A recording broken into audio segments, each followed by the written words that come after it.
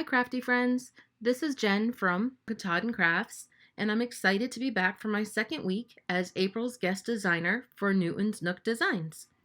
This week I made two shaker cards using Newton's Thanksgiving and Newton's Kitchen.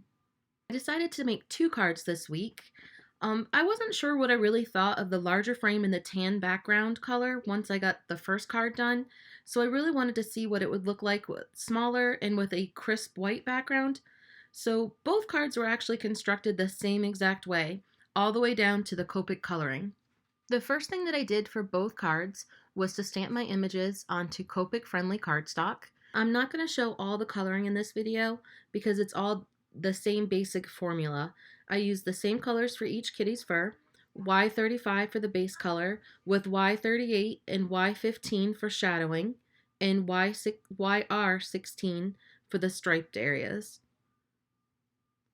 As you can see, I just go ahead and I flick in the sides of his cheeks, and I just keep going back and forth with the three colors,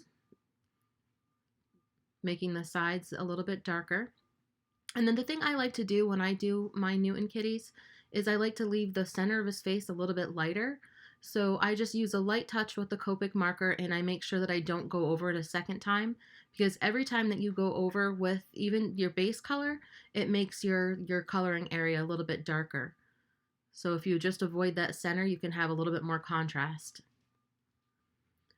I try to get the transitions between each color as smoothly blended as I can, so I just keep working it out. And then I go in and I added those striped areas with the YR16 and just little triangles.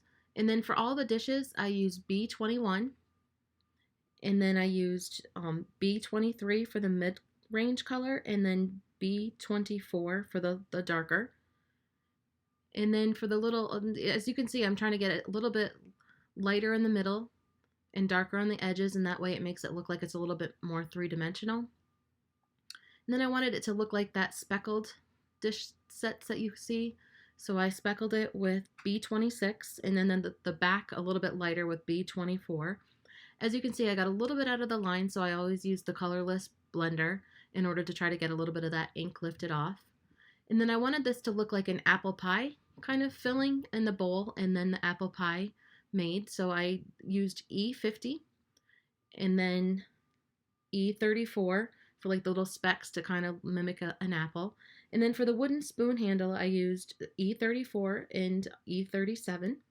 And then for the little scarf or bandana, I'm not really sure which way you would call it, but I used B000, BG01, and BG02. And then to finish up the kitties, I used R20 for his ears. And then for the shadowing of the chef's hats, I used C00 and C01. I just wanted to have a little bit of contrast there. And for the pie crust, I use this for both pie crust in the card, and I used E51 for the base color, and then E53 and E55. And then I did the same exact color scheme as I did for the bowl, for the dish, and for the pie plate. And then for that little whipped cream, I did the same thing like the chef's hats. I wanted to give it a little bit of shadowing, so I used the C00 and the C01. And now I wanted it to look as if those chef hats were sitting directly on his head, so I just took off that little bit of white border at the bottom so they would fit perfectly. And then I used an E50 Copic marker, and I colored the whole entire frame, just a quick little color. And speaking of the frame, in the second card, I will show you how I made both of those frames. And here I'm using some Alt New inks, Caribbean Sky and Persian Blue, and I'm just randomly stamping the pie along the frame in the different colors. And now I wanted that same background color to be, or the same color from the frame to be on the background, so I used the E50. I used the top frame, as you can see, to kind of just give me a guideline of where I needed to put those boxes, so I didn't need to do that whole back plate. So I just quickly filled that in. And here I'm trying to get it so the static isn't on the acetate as much. Yeah, I don't know if the powder really worked on that or not, but now I'm using just a little bit of liquid glue and putting it on there. I have two cats, so they like to come visit me, so I tend to have a little hair in my, cat hair in my area, so I was trying to see if I could get some of that to lift off. The acetate definitely is a static magnet. yeah, so, but it worked a little bit, the powder. I found that the brush actually scratched the acetate, so that didn't work. So then I used a little powder bag. Now I'm using some foam adhesive, and I doubled it so I could get the dimension. I needed that for the little shaker bits that we're going to put in. And then once I doubled it, I also cut it in half so I could get more use out of it. As you can see, I made 3 separate chambers, and you just have to make sure that there's no spaces at all so that your little jewels will not escape. I just added a mixture of different sequins, micro beads, colored dewdrops, all in coordinating colors, and just put them in each of the chamber. I kind of try to even them out. And now I'm just going to add the frame top to the base and just get that even on there. And I had a couple of the little sequences, pop out onto the foam, stick to the foam, so I just had to pop those back in.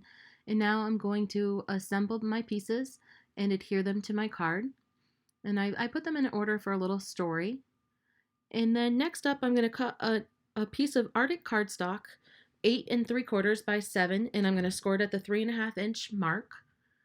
And it was just a little bit too wide for my card, actually, so I just took a little sliver off with the trimmer. And then I stamped "There's Always Room for Pie" Versamark ink, and I heat embossed it with white embossing powder. And then I added, to finish my story, I wanted to show Newton all full of pie on the inside, and then the finished pie. And then I'm taking the frame of the card and adding it to my card base. And voila, I have a finished product. And like I said, I wasn't sure what I thought about the tan. So up next, I'm going to show you what it looked like with a little bit of a smaller frame and white. My husband actually preferred the tan color over the white, but I like the white over the tan. So everybody can be the judge of what they think. And now we have, okay, like I said, I was going to go back and show you how to make the frame. I took a stitched die cut on the outside, and then I put the frame, the windows framed, in the inside, and I just centered it, and then used the purple tape to hold down the dies, and then run it through the machine. And then here I'm using Arctic ink by Altenew and stamping the random pies on, again, just like I did the first time. And I'm making the chambers the same way. And I had missed this step on my first card. I forgot to run the little brush around the foam at the bottom of the foam tape, so the little pieces and gems and stuff would not stick to that. And I did miss that, so I remembered to do it on the second time. And I just adhered it all back together. Another one, and you can see the different sizes of the bigger one versus the small one right here. It would have been better if it was a little bit further down frame, sorry. But there, so now on this, you can see that card base. You can see the edging, and it frames it a little bit nicer, I think. And I like the stark contrast of the white versus the blue. Please comment below and let me know which card that you preferred, my husband's favorite tan or my favorite with the white. Thank you so much for stopping in today. Please like below, and if you haven't subscribed to Newton's Nook Designs channel, make sure you do so for plenty of inspiration. Also, make sure to check out their blog at newtonsnookblog.com, and please find me at katahdncrafts.com and on Instagram at katahdncrafts. Thank you very much. Stay safe, everybody.